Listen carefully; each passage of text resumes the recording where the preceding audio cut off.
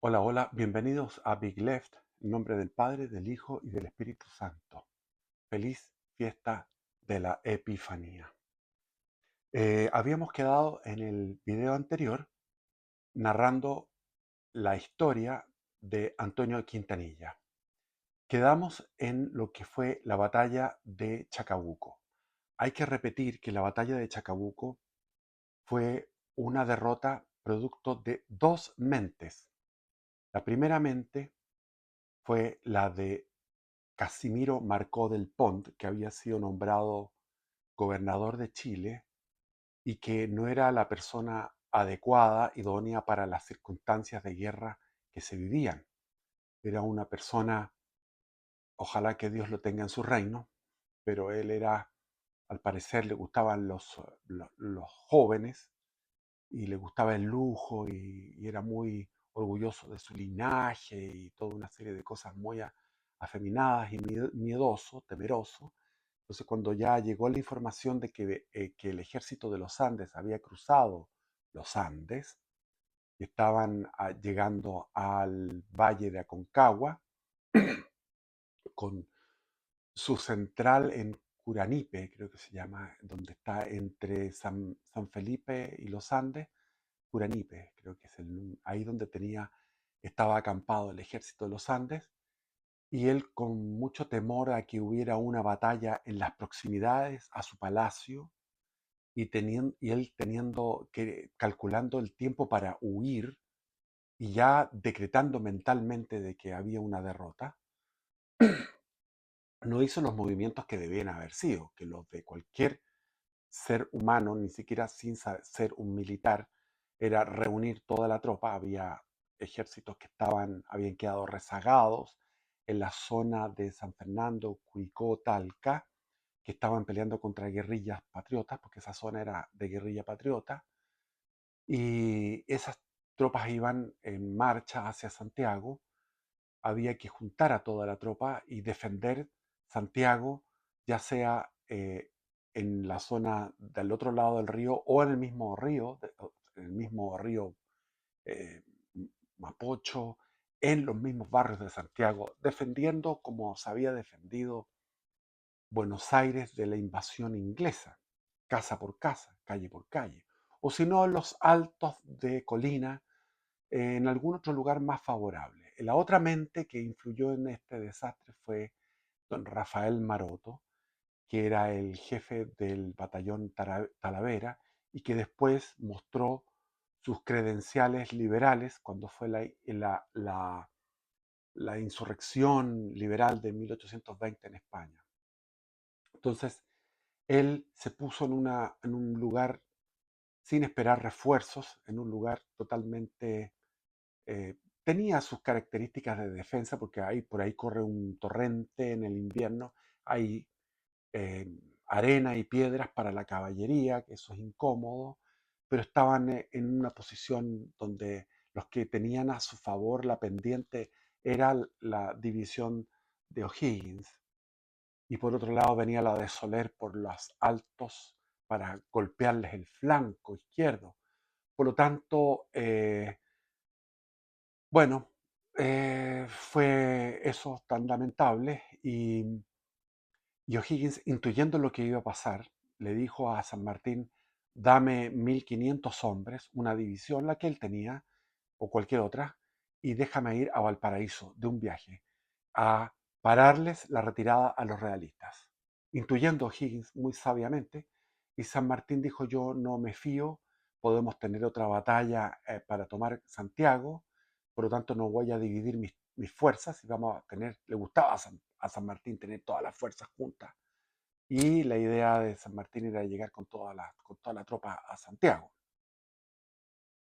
Tenía razón O'Higgins porque lo que pasó fue al llegar la noticia al palacio, a Marcó del Pont, de que había sido derrotado Rafael Maroto en Chacabuco, lo que hizo fue sacar toda la plata que había, las monedas de plata, todo lo de valor, y en la noche, cobardemente, salir con las tropas que habían en Santiago hacia Valparaíso.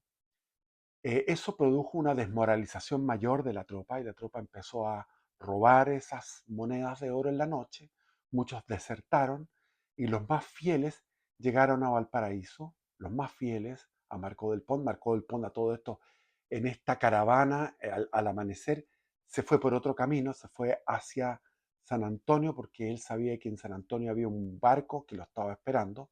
Llegó a San Antonio, el barco ya se había ido, había zarpado, y ahí Marco del Pont se fue buscando un camino entre San Antonio y Valparaíso y en la zona que ahora es la parte de la comuna del Quisco. Se llama eso, se me olvida el nombre, pero hay una localidad en la comuna del Quisco que está interior. Se me olvida el nombre, ustedes se van a acordar. Y ahí hay una iglesia antigua, hay un cementerio. En esa zona fue tomado prisionero Marco del Pont y murió en la prisión al otro lado, en Argentina. No sé si en San Luis o en Mendoza.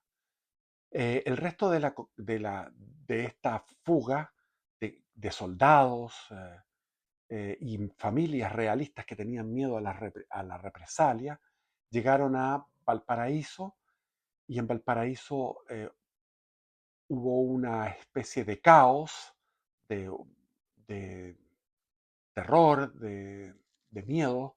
Entonces la mayoría de las familias tomaron los barcos que había, se llenaron de soldados. Había muchos soldados que no podían subir a los barcos porque estaban repletos, y estos soldados, enojados porque eran realistas de corazón, rompían sus fusiles, los rompían contra las rocas para que no quedaran en manos de los patriotas. Y había unos patriotas que estaban eh, independentistas, llamémosle así, o republicanos, que estaban en un barco prisioneros, se rebelaron, eh, cogieron un bote, varios botes, y llegaron al puerto y tomaron el control del fuerte que había ahí. Empezaron a disparar desde la tierra. Los mismos independentistas empezaron a disparar sus cañones contra los barcos, y los barcos fue un caos tremendo. En eso estaba Quintanilla con su gente eh, huyendo en esos barcos. No sé cuántos eran, pero eh, pasaron mucha hambre, mucha sed, porque no estaban preparados para toda esa cantidad de gente. O sea, hay que entender que esos barcos iban repletos de gente en las cubiertas. No había ni dónde hacer las necesidades, no había mucha agua, se acabó el agua. Pasaron después a la zona de Coquimbo a buscar pertrechos, y fueron repelidos porque la Coquimbo ya había pasado a manos independentistas. Y así llegaron con muchas penurias a Lima. Sigo con la lectura. Esta es una introducción. Bueno, en Lima sigue narrando Antonio Quintanilla su vida. En Lima tuve la oportunidad de reunirme con el virrey, que me encargó destituir a Justice y asumir como gobernador de Chiloé. Justice era el gobernador de Chiloé, para así resistir y abastecer en lo posible a la zona del Biobío y Arauco, que todavía se mantenían fieles al rey. Para tal misión volví con algunos sobrevivientes de Chacabuco, recalando primero en el puerto de Talcahuano, que seguía siendo monárquico, protegido por una fortificación artillada por el incansable y bizarro coronel José Ordóñez. José Ordóñez fue el que mantuvo la moral y el espíritu combativo hasta el final. Ordóñez. Este bravo coronel me pidió con intensa convicción que debía ayudarle organizando una partida en Arauco para la resistencia frente a los rebeldes que vendrían al sur. Se esperaba que venía el ejército de los Andes al mando de O'Higgins, que recién había sido instalado como director supremo en Santiago, vendría a atacarlos. Por lo tanto, Ordóñez se estaba preparando y le propuso a Quintanilla que se hiciera cargo, que armara a la gente en el fuerte de Arauco, en el Golfo de Arauco, al sur de la isla Santa María, al sur de Lota y Coronel, al sur de Carrampangue. Se ubican ustedes. Intenté convencerle que los indígenas, o sea, los araucanos, ya no estarían de nuestro lado tan fácilmente, ya que ser aliados nuestros era casi una forma de suicidio, porque habían perdido la guerra. Me comprendió, pero me imploró que le acompañase al otro día a una ofensiva contra la posición rebelde en Concepción. Salí con él amanecer, salí al amanecer de la fortaleza de Talcahuano hasta que nos dividimos en dos columnas. Una con la dirección del coronel Morgado, que tomó el camino de la laguna de las Tres Pascualas. Los que viven en Concepción ubican las Tres Pascualas. Y otra que siguió por la ruta más directa, que había un camino directo, recto. A mi responsabilidad recibí un escuadrón de infantería y un cañón de montaña para así tomar posesión en el cerro Chepe, que permitiese proteger el paso del malecón. Ustedes los que conocen, los que viven en Concepción, ubican esos lugares. La infantería monárquica, que contó con 800 soldados del batallón de Concepción, hizo un ataque infructuoso ya que se dispersaron al ser repelidos con granado fuego de artillería desde el Cerro Gavilán. Tienen que conocer el Cerro Gavilán en Concepción. De ese desastre vi al coronel Ordóñez, que también era rechazado por el enemigo, replegarse con sus hombres a campo más seguro. De vuelta a Talcahuano, con 200 soldados menos, se siguió mejorando la fortificación mientras el enemigo se estableció en los cerros de Concepción. Esto que están narrando es un combate de 100% que se produjo. Imagínense que perdieron 200 soldados. En la tensa calma de un par de días, finalmente me embarqué en la fragata Palafos con dirección a Chiloé para realizar la misión que me encargó el virrey, que era hacerse cargo, tomar la gobernación de la isla de Chiloé. Al llegar al archipiélago, palpé la miseria que asolaba a este pueblo, ya que la mayoría de sus hombres habían marchado al continente a pelear por el rey. Incluso algunos habían quedado en, murieron en lo que es el Alto Perú, lo que es ahora Bolivia. Y el abastecimiento de Lima llegaba con menos frecuencia de lo acostumbrado porque Lima estaba exhausta. Sin embargo, percibí que la fidelidad de su gente estaba intacta y que podía emprender un nuevo desafío en estas tierras insulares. Lo primero que hice fue proteger a cientos de huérfanos y viudas que deambulaban pidiendo ayuda, junto con mandar a quemar la única embarcación que estaba construyendo el antiguo gobernador para, en caso de emergencia, huir. Es decir, lo que él, había muchas viudas y huérfanos, porque muchos habían, la causa del rey había exprimido la isla de soldados jóvenes, muchos padres de familia que fueron a luchar por la causa del rey, con mucho sacrificio, con mucha disciplina, con mucho valor. Y eso hay que reconocerle a los chilotes. Y había que atender a estas viudas, a estos huérfanos. Y después quemar una nave que estaba destinada solamente a la huida. Por eso que el virrey dijo, quitemos a Justice y pongamos a Quintanilla, porque Quintanilla va a resistir hasta el final. Estos primeros actos me otorgaron gran respeto y admiración de la población que rápidamente me integró a sus actividades sociales y familiares. Al par de semanas de llegado al archipiélago, los reuní en la plaza central y aclaré que no les abandonaría y que antes prefería morir con ellos. Estas palabras retumbaron fuerte en sus espíritus, mientras se vislumbraba todavía el humo del incendio del navío del antiguo gobernador Justice. Leyendo archivos de la gobernación, me sorprendí con decenas de documentos que exaltaban la sangre chilota como un escrito del cabildo de Castro al rey fechado el 26 de noviembre de 1807, es decir, antes de que ocurriera cualquier hecho de separatismo y de guerra por la independencia. Decía: no puede tener vuestra majestad otros más dignos que los de Chiloé, no sólo por el heredado conato de leales a la corona, humildes de corazón y obedientes, que han sabido conservar por casi 3 siglos a su propia costa tan importantes puntos con que esta provincia es el antemural del Perú y en la que si se apoderaran los enemigos causarían infinitos estragos por mar y por tierra firme.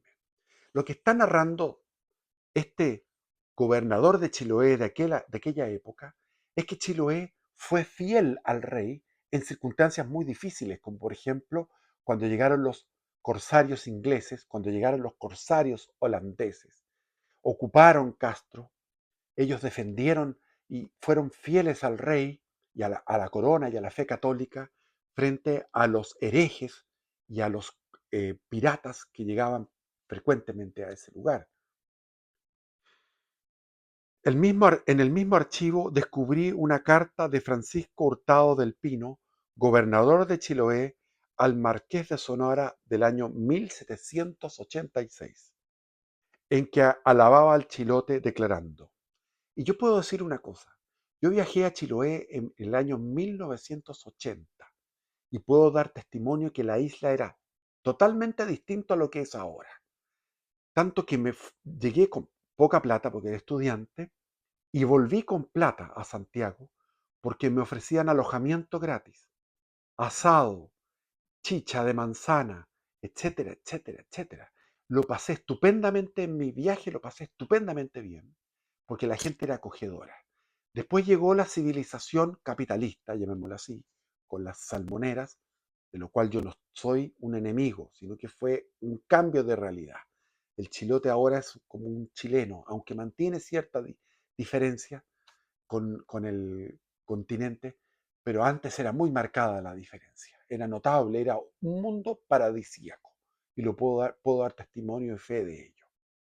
Aquí dice: ninguna otra provincia ha dado a su monarca el amor, obediencia y lealtad que acreditan cuantos expedientes existen en la Secretaría del Virreinato de diversos sujetos de carácter y en los distintos tiempos, asegurando todos que causa tal impresión en aquellos dóciles y buenos habitantes el sagrado nombre del rey, que se presentan voluntarios a las faenas, peligros y trabajos más penosos sin paga alguna. Hay que añadir aquí que Darwin en 1832 estuvo en la isla de Chiloé y decía cosas tan notables como, por ejemplo, que había un hombre, no había un reloj, y había un hombre en Castro que era el reloj. Él decía, son las 12. Él decía, son la 1. Iba dando la hora. Su trabajo era dar la hora en la plaza de Castro. Bueno, y que él se encontró con los chilotes y los chilotes le decían, estamos esperando que vuelva el rey, porque hemos sido perjudicados por la República. Eso está escrito por Darwin, por Charles Darwin. Llegado el año 1820, fracasó la expedición de la Santa Alianza Hispano-Rusa que buscó traer refuerzos a América, producto de la insurrección y de la infiltración liberal, ya que fue saboteada por traidores al ejército español. Ellos escogieron los barcos que estaban podridos para que fracasara esa expedición de 1820, donde el rey Fernando VII quería enviar, creo que eran 10.000 o 20.000, una tropa considerable a recuperar las tierras de España, de América en España. El comandante Rafael de Riego y Núñez, seguramente pagado por los ingleses, desató un quiebre en todas las fuerzas y provocó una guerra interna en la península, por lo que las embarcaciones rusas volvieron a sus costas. Es decir, se produjo una guerra civil liberal contra el rey. De este modo, perdimos una gran oportunidad de frenar los avances republicanos separatistas y se sumaron más disputas internas en la península. Sin embargo, el caudillismo criollo popular floreció en la zona de la frontera, tal cual un regadero de azucenas. Lo que está diciendo que a pesar de todo lo que pasó en la península, en Chile, en el sur de Chile, de- del río, del río Maule al río Biobío, se produjo una insurrección popular fervorosa por el rey, dirigida por innumerables caudillos que vamos a enumerar pronto. En los primeros días del mes de febrero de 1820, fuimos advertidos que una expedición republicana que se acercaba a nuestras costas, ese era Lord Cochrane, tras la toma de los fuertes de Valdivia por los oficiales ingleses Miller y Cochrane, tomaron impulso y emprendieron sobre nuestro Chiloé una expedición para capturar nuestros fuertes de Ancud. Al desembarcar las tropas de Cochrane, tomaron 2 baterías cerca de la Plaza de la Corona, las cuales habían sido abandonadas por nuestros soldados. En ese intertanto, mis hombres se refugiaron en el castillo de Agüi. Vayan a Ancud y vayan a visitar el castillo de Agüi. Y prepararon la defensa con gran emoción.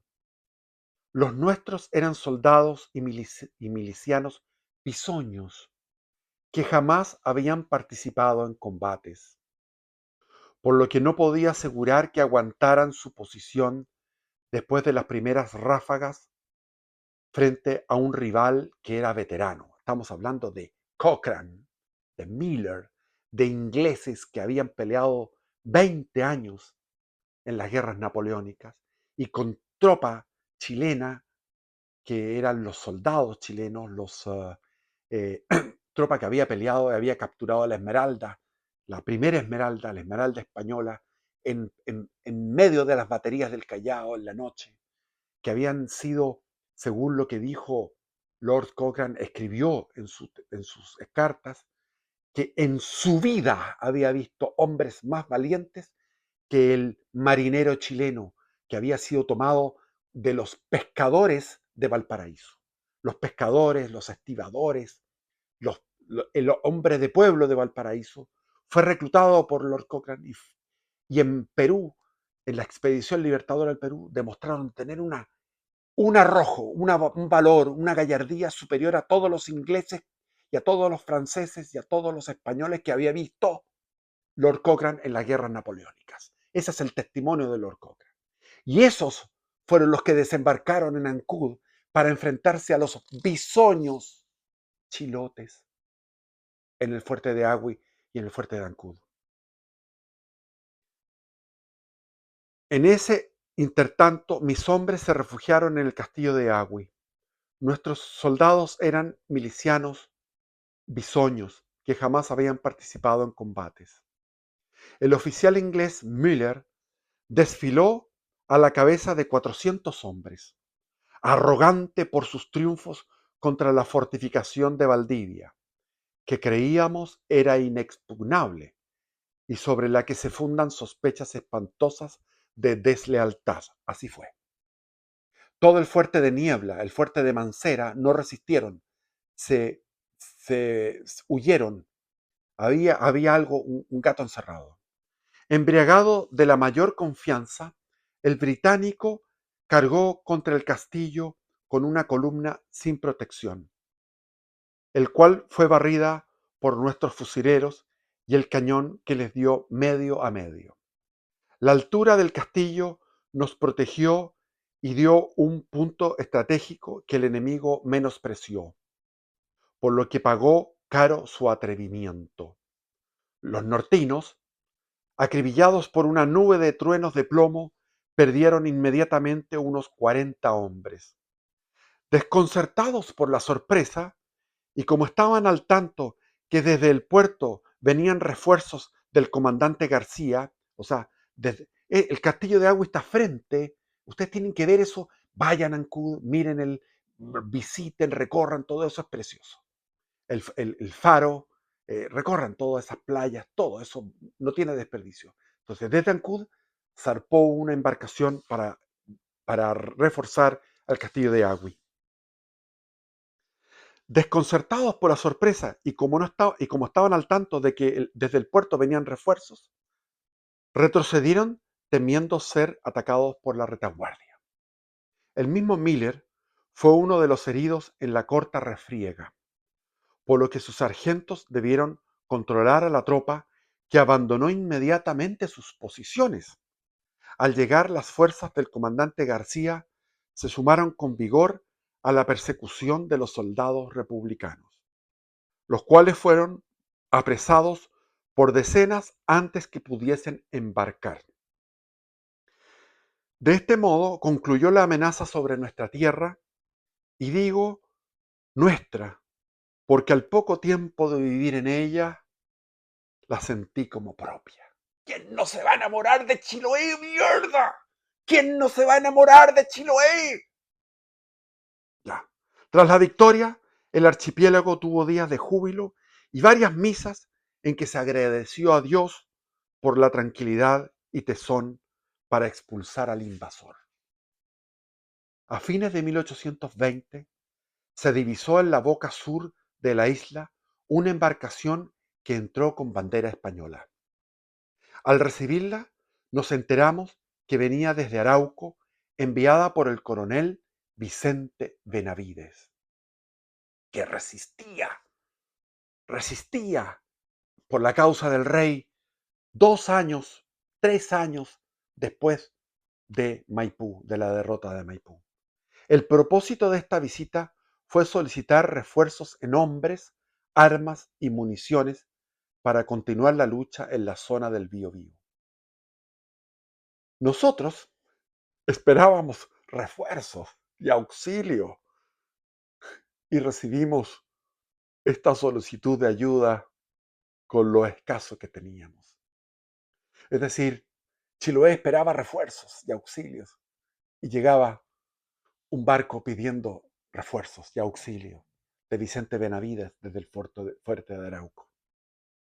Como la bondad y el desprendimiento del chilote son sus características, mis oficiales del cuerpo de cazadores dragones se motivaron a buscar fortuna en esas tierras y se alistaron de voluntarios para tal empresa.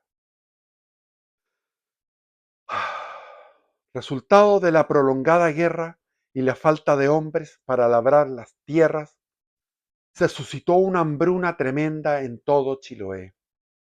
La mayoría de los habitantes tuvieron que vestir por años con tejidos rústicos conocidos como carros, y los militares lucir uniformes remendados a más no poder. Respecto a la comida, la dieta se redujo solo a papas y mariscos, los cuales, gracias a Dios, se encuentran en abundancia. El pan y la carne eran muy escasos, como también el tabaco, por lo que debieron ocupar hojas de manzano para satisfacer el vicio. El año 1821 recibimos muchas noticias de la zona del Biobío y de Arauco, sobre la resistencia que se daba con caudillos como el cura de Rere, que está frente a Santa Juana, Rere, al interior de Hualqui, de Quilacoya, Rere, que fue el galpón, el granero que abasteció a Australia y a California, Rere, donde se cultivó trigo a granel.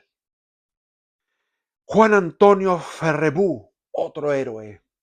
Los hermanos Pincheira, que llegaron a dominar el sur de Argentina, la Patagonia, la zona del Río Negro, la zona de Viedma, la zona del río Colorado, la zona del sur de Mendoza. Llegaron a tener un ejército propio, realista, monárquico. Vicente Benavides y varios caciques mapuches o araucanos. Intentamos con nuestras escasas posibilidades ayudar a estos defensores del rey y mantuve comunicación fluida con ellos. Carta a Vicente Benavides, Ancud, 29 de julio de 1821.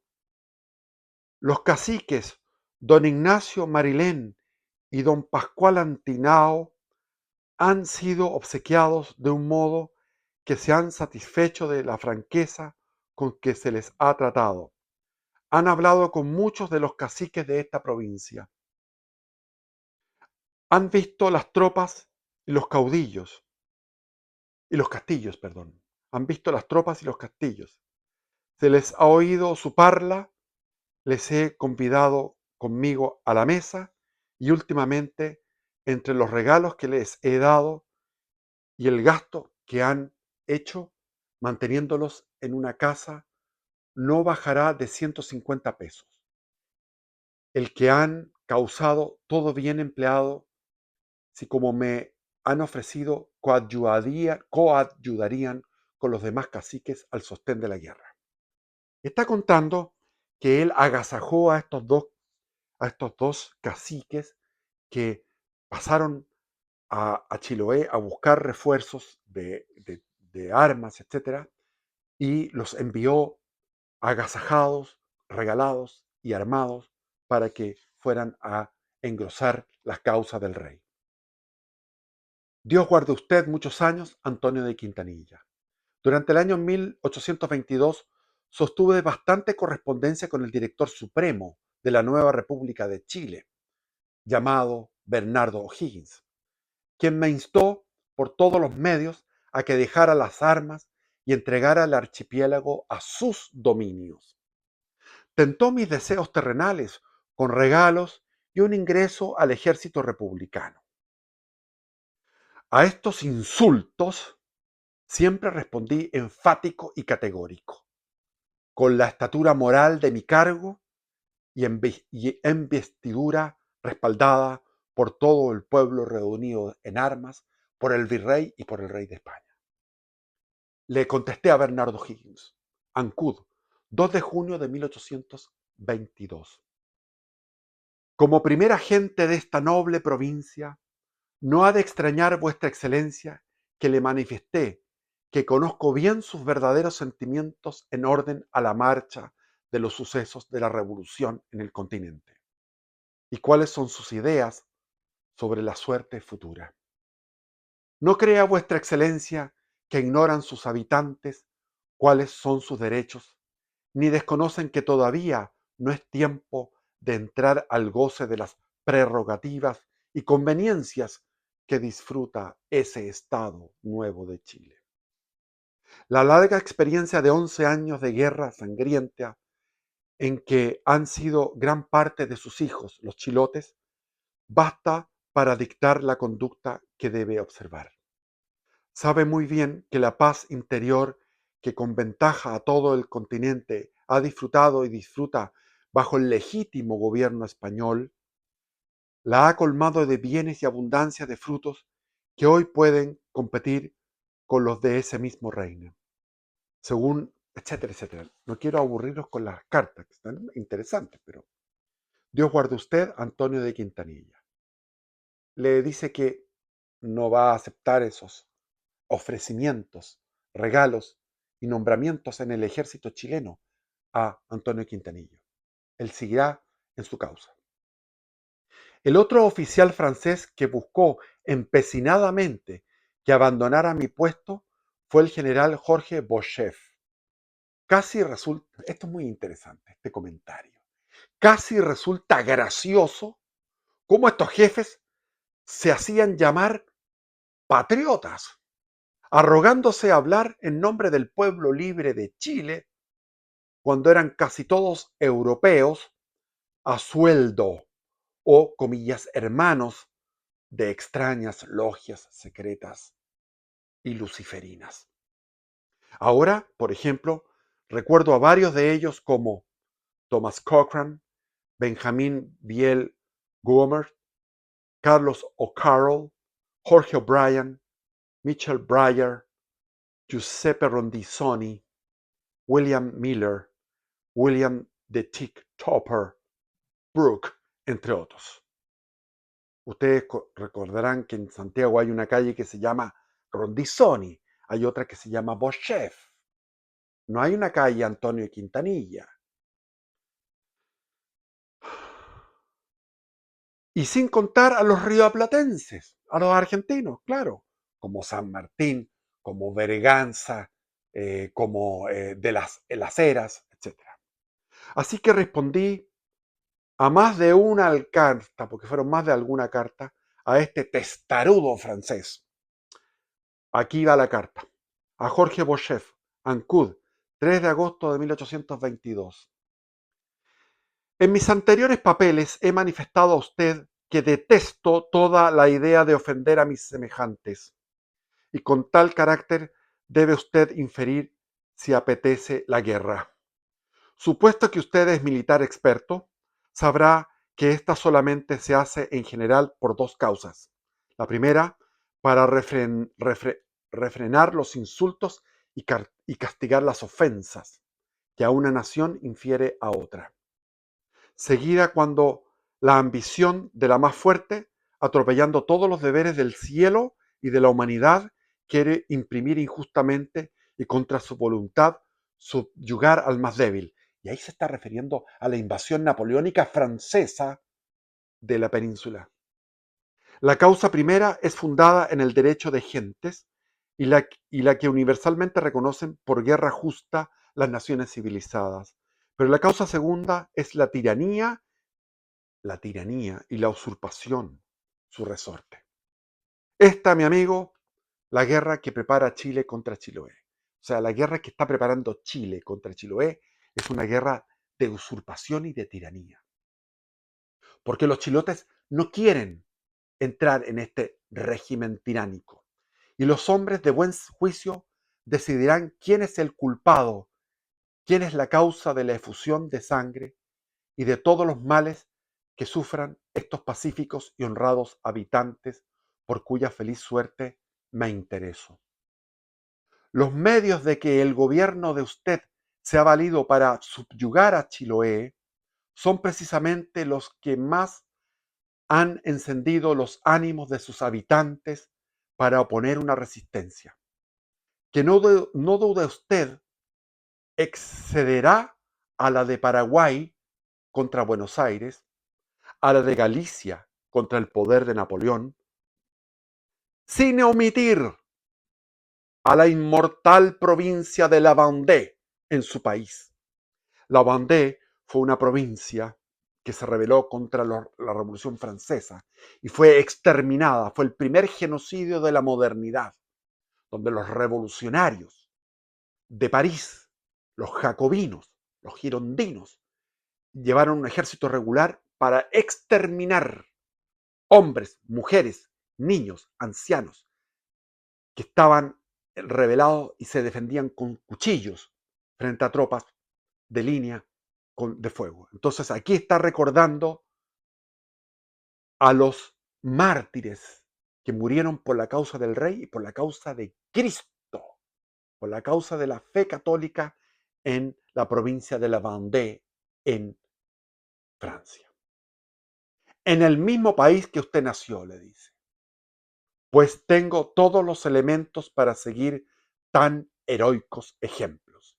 Y a ello me conduce el entusiasmo y voto general de 50.000 chilotes, o más bien de 50.000 espartanos, decididos a morir antes que renunciar el nombre de españoles fieles, que con asombro el mundo entero han conservado hasta ahora. Que con asombro del mundo entero los chilotes conservan hasta ahora. No quiero seguir leyendo la carta para no darles más tiempo a la grabación. Los primeros días del año 1823 llegó a nuestro horizonte una goleta que enarbolaba una vistosa bandera colombiana. Una fuerte alarma causó en la población, ya que pensamos en una nueva invasión, y los civiles se refugiaron en total orden. La embarcación en cuestión se llamaba Las Dos Hermanas, que venía desde el puerto de Guayaquil. Tras ser dada a la mar, esta embarcación cargó provisiones con ayuda para los insurgentes republicanos y dio marcha al sur. Sin embargo, no contaron con que llevaban a bordo al contramaestre genovés Mateo Magneri, quien había sido capitán en la zona de Arauco de las fuerzas del caudillo monárquico Vicente Benavides. Magneri hizo un motín, tomó el control de la embarcación y arrió la bandera colombiana, reemplazándolo por una bandera española. En ese momento cundió la confusión, ya que sabíamos que el fuerte de Valdivia había sido tomado con la misma treta. Cochrane había puesto una bandera española y después la arrió en el fuerte de San Carlos. Finalmente, dejamos entrar al navío al puerto de Ancud hasta que tuvimos comunicación con Magneri, quien descargó su abundante mercancía ante la algarabía de todos los chilotes. Así fue como este nuevo visitante nos sirvió al proporcionarle patente de corso. La goleta se bautizó como General Quintanilla, en homenaje a mi persona. Yo no lo pedí, pero así lo hicieron. Este navío tuvo varios aciertos, hasta que cayó en manos enemigas y le perdimos el rastro junto a Magneri. Tras el intento fallido de tomar el archipiélago por el oficial inglés Miller y Lord Cochrane en 1820, la nueva y arrogante república volvió al acecho 4 veranos más tarde. En esta ocasión, la empresa no se encargó a otro oficial extranjero, sino que fue dirigida por el mismísimo director supremo, Ramón Freire, Ramón Freire Serrano, que había reemplazado a O'Higgins. Esta expedición superó los 3.000 hombres, a bordo de 5 embarcaciones de guerra y 4 de transporte. A su vez, supimos que los republicanos recalaron en Valdivia para abordar 300 soldados de caballería, por lo que sabíamos que sería un asalto enorme y sería un desafío enorme mantener nuestros emblemas a tope. Con esta noticia, corriendo de casa en casa, el ánimo del archipiélago se volvió de un tenso terror. El 22 de marzo de 1824 se dejó ver la flota invasora por la boca norte y al día siguiente en su totalidad frente al puerto de Ancud y al día siguiente con las proas en dirección al canal de Chacao. Mi primera instrucción fue refugiar a la población civil de todas las islas, por lo que las reunimos junto a sus ganados y enseres en la isla Grande, cerca de Castro.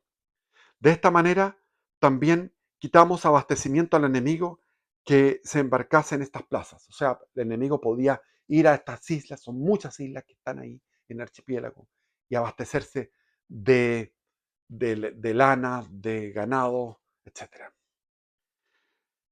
Por el destino de las velas del invasor entendimos que buscaban atacar el puerto de Ancud, ya que con sus barcos menores interfirieron el paso de víveres hacia esta zona.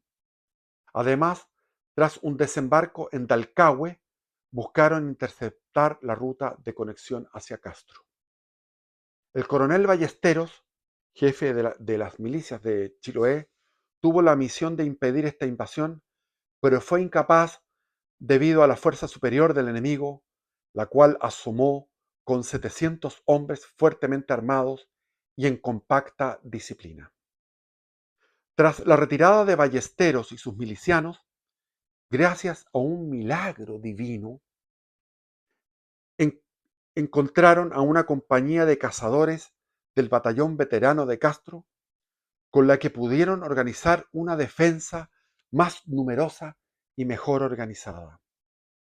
Tras marchar unos minutos a toda velocidad, Ballesteros encontró un punto estratégico favorable en unas ciénagas altas en el sector de Mocopulli. Mocopulli, Mocopulli, Mocopulli, Mocopulli, Mocopulli. Aprendan esa palabra. Mocopulli, Mocopulli, Mocopulli. Es la última victoria de las armas españolas en un combate regular frente del rey. Y esto fue un 1 de abril de 1824. Y este año se cumplen 200 años. Este 1 de abril del 2024 se cumplen 200 años de esta heroica batalla, la batalla de Mocopulli. Fue un 1 de abril de 1824 y vamos a ir a celebrarlo. Vamos todos a ese lugar.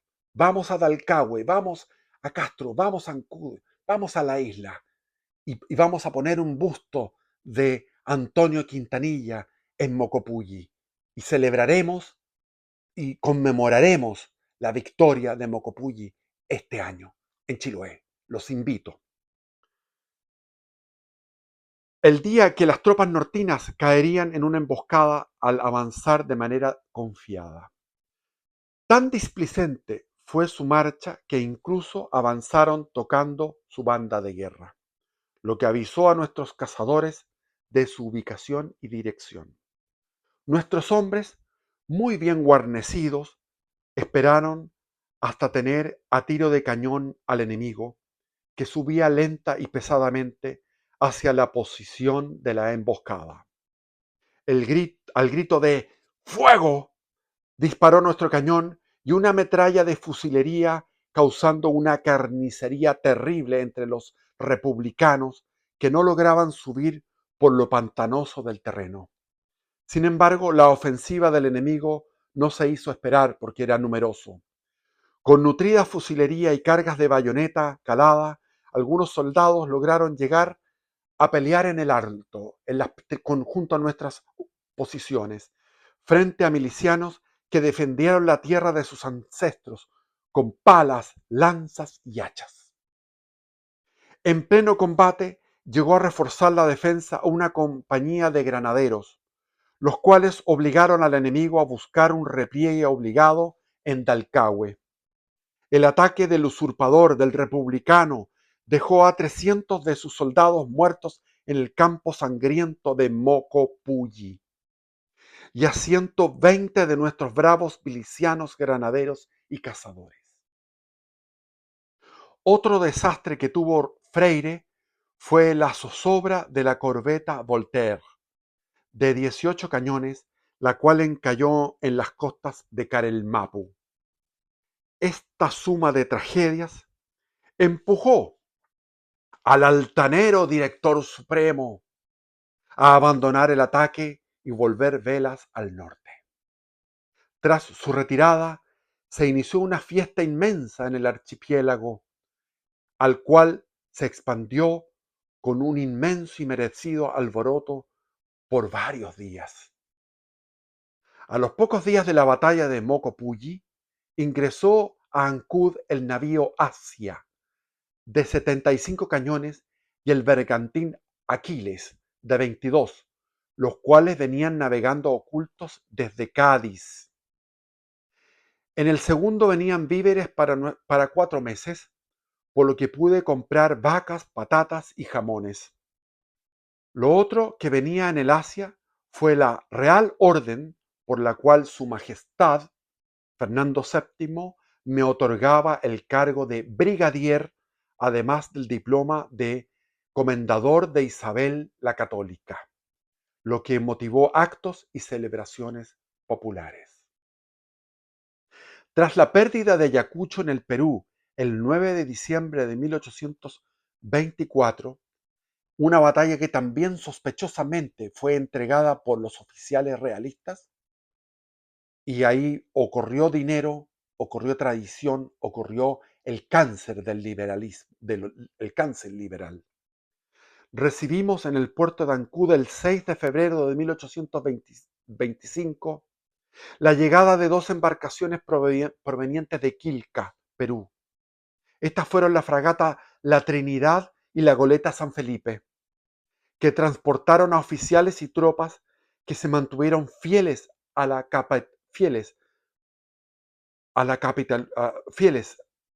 monarca. Tanto pánico y desazón traían estos refugiados que al día siguiente se produjo un complot contra mi persona. Es decir, los que venían huyendo del Perú, de que el Perú, el virreinato de Perú, ya no existía ninguna resistencia, ni en el Alto Perú, ni en el Bajo Perú, ni en la Sierra, no había resistencia. Por lo tanto, llegaron eh, deprimidos, descorazonados, y tramaron un complot en contra de Antonio Quintanilla para arriar la bandera monárquica de Chiloé. Y los demás oficiales de alto rango, como Saturnino García, acusándonos de pelear una guerra perdida. ¿Para qué siguen peleando? Si ya perdimos, no sigan peleando. Y que ocultábamos dinero para nuestra satisfacción. Así fue como un grupo de exaltados en el puerto de Ancud me arrestaron en mi propia casa la noche del 5 de febrero y me engrillaron para embarcarme en la balandra Real Felipe con rumbo desconocido. Según nos enteramos con los demás oficiales prisioneros, inmediatamente hubo una contrasublevación, por lo que recuperamos la libertad quedando limpios de las injurias formuladas o de las calumnias formuladas. El pueblo de Chiloé se había levantado para apoyar a su gobernador contra estos cobardes que querían capitular. Como medida ejemplar, se fusiló a uno de los artífices del complot y se desterró a otros, para así evitar demasiado revuelo entre la población, que en su mayoría tienen lazos de sangre. O sea, los chilotes que habían participado en eso fueron desterrados. En tales condiciones de abandono, sin auxilios y pertrechos de supervivencia, recibí nuevas nauseabundas ofertas del director supremo de Chile, Ramón Freire, mediante parlamentarios que me ofrecían 50.000 pesos, integrarme como general republicano y hasta una hacienda, entre otras cosas, para que entregase el archipiélago de Chiloé sin disparar un tiro. 50.000 pesos, hay que entender que Lord Cochrane ganaba 6.000 pesos al año. Lord Cochrane. Entonces, estos 50.000 pesos son harta plata. Presionado por Bolívar, presionado por el hijo de puta de Bolívar, Freire organizó la tercera expedición contra Chiloé. Esta vez aumentó sus fuerzas respecto a su expedición de 1824, a 6 buques de guerra y 4 transportes con 4.000 soldados, los cuales vimos llegar a nuestros horizontes el 8 de enero de 1826. Hay que, hay que dimensionar que 4.000 soldados, 6 buques de guerra, es una expedición inmensa. Es tan grande como un poquito levemente inferior a la expedición de la expedición libertadora al Perú, que iba a destronar al virrey, a ocupar Lima y a derrotar a los realistas del Perú, que llegaron a tener 12.000 hombres en armas, los realistas de Perú. Estamos hablando de una expedición contundentísima. La expedición libertadora al Perú eran alrededor de 5.000 hombres, o sea, no más de 1.000. Aquí son 4.000 hombres, 6 buques de guerra. Es lo mismo que la expedición libertadora al Perú, menos 1.000 hombres, para, para conquistar un archipiélago abandonado, sin recursos, con puros soldados, casi sin fuerzas. La situación de Chiloé tras Ayacucho y el complot a mi gobernación ya no era la óptima como para enfrentar un nuevo reto. Sin embargo, todavía quedaban fuerzas fieles como el batallón veterano, que seguía firme en entregar su sangre antes que capitular frente al ejército usurpador. Además, todavía podía contar con 6 compañías de granaderos y cazadores de milicias y un escuadrón de dragones de la frontera. En total, conté con 2.400 hombres, aunque solo 1.300 poseían armas de fuego. Los demás solo debieron contentarse con cargar lanzas y sables. La situación era desesperada, pero de milagros bien sabe esta tierra bendita. Las tropas del invasor desembarcaron en una playa apoyados por un fuego infernal de sus buques. Hay que considerar que 6 buques de guerra son cientos de cañones.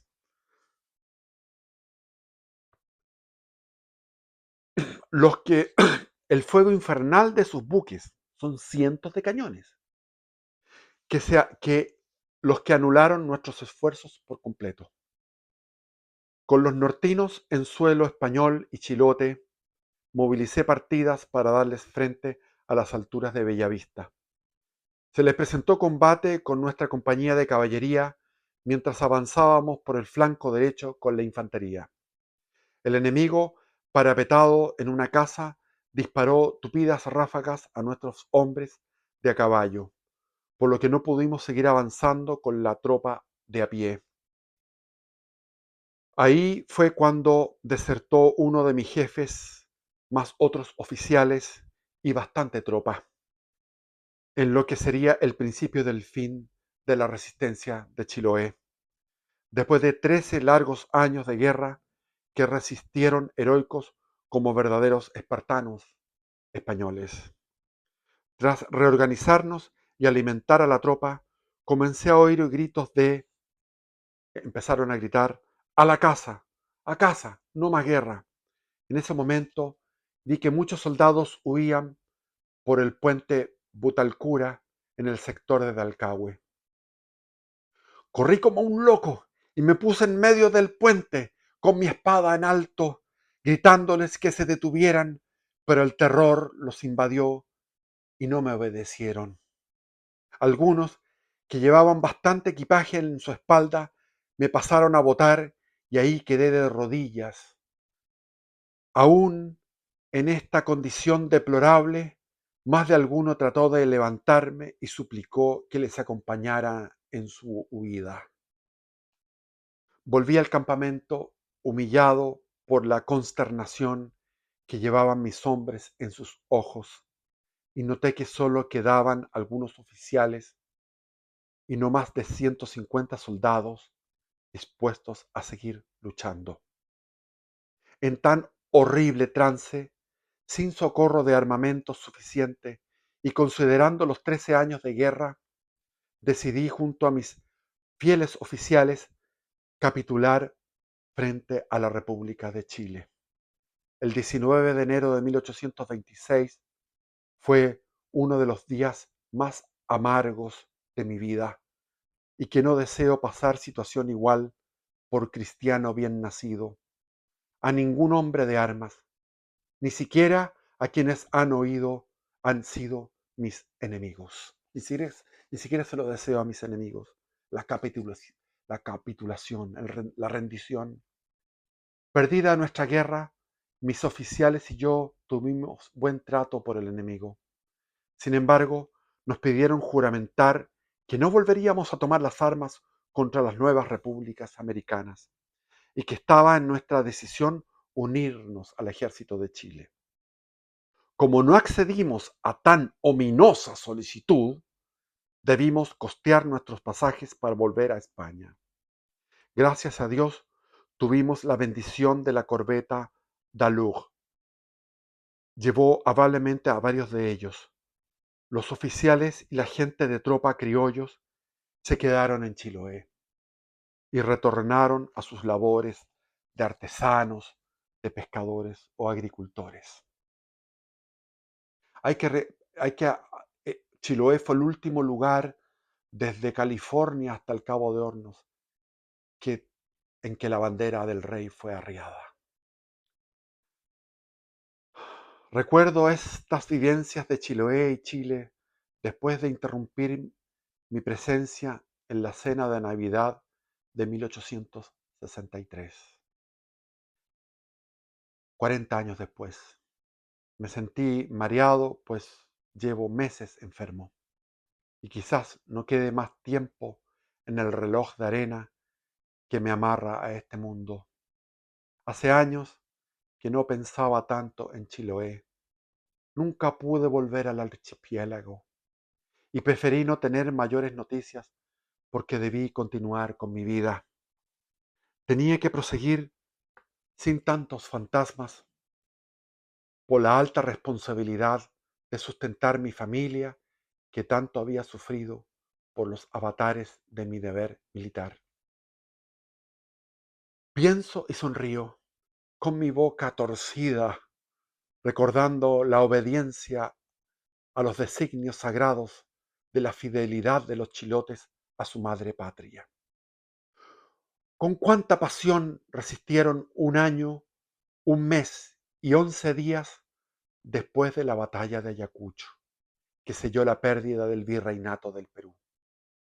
Cómo resistieron al contagio febril de los caudillos republicanos, alucinados de ideas francesas y de ideas británicas. Es cierto que perdimos. Pudimos tomar posesión de las islas. Es cierto que perdimos. Pudieron tomar posesión de las islas, pero jamás capturarán sus espíritus. Recuerdo a mi amado Chiloé y sé que siempre, en la lejanía de los tiempos, alguno de ellos izará una bandera española y recordará mi nombre en sus oraciones. Y eso es lo que vamos a hacer este año, el 1 de abril, para recordar los 200 años de esa batalla memorable de Mocopulli. Y a los que quieran adquirir este libro, en la descripción del video se encuentra el, el, el mail de esta editorial que rescata a estos héroes. ¡Viva Cristo Rey! Bendiciones.